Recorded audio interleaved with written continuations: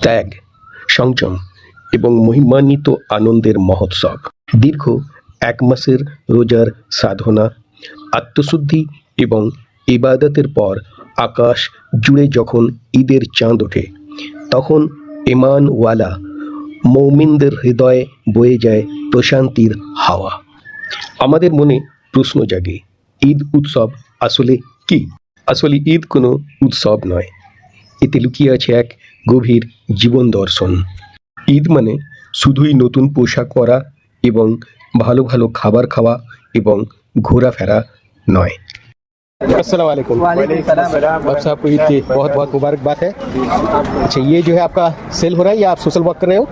ये दीन के लिए कर रहे हैं, नेकी के काम में एक दूसरे की मदद करो। जैसे कि कुरान की आयत है, सूरह माइदा की आयत नंबर 2 में पानी अल्लाह पिलाना फरमाते बहुत हैं, अहम सुन्नत है और बहुत सवाब और है। वहाँ पर रेफरेंस लिखा हुआ है, वहाँ पर भी। ঈদ হলো আমাদের সকলের সৃষ্টিকর্তা মহান আল্লাহর পক্ষ থেকে এক পবিত্র পুরস্কার।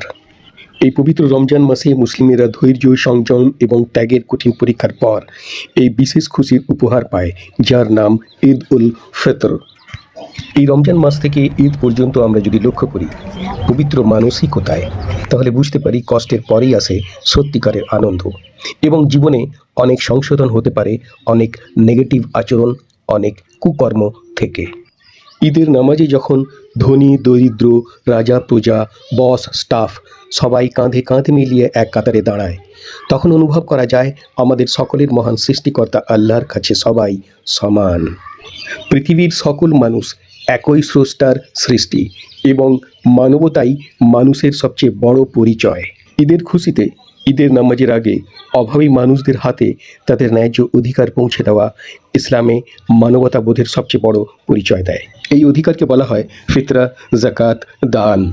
গ্রামের মেঠো পথ থেকে শুরু করে শহরের অট্টালিকা, সর্বত্র এই আনন্দের প্রতিধ্বনি যেন অনুরণিত হয়।